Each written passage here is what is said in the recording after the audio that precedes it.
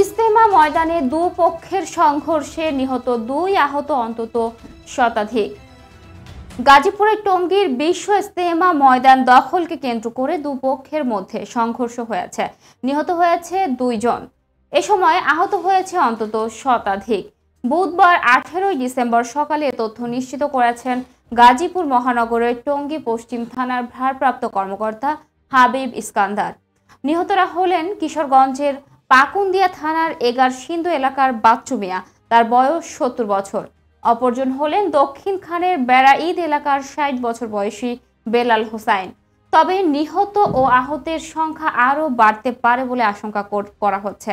আহতদের মধ্যে 7 জনকে ঢাকা মেডিকেল কলেজ হাসপাতালে ভর্তি করা হয়েছে।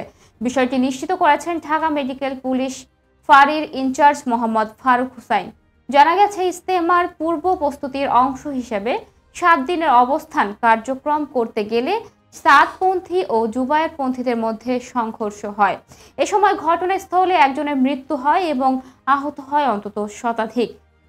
সাদপন্থীদের অভিযোগ, এটা জুবায়েরপন্থীদের কাজ। ইজতেমা ময়দানে এখন সাদপন্থী অবস্থান করছে। এর আগে গত 12 ডিসেম্বর তাবলিগ জামায়াত জোট ইজতেমাকে কেন্দ্র করে 2 পক্ষের সংঘর্ষে 4 জন আহত হন।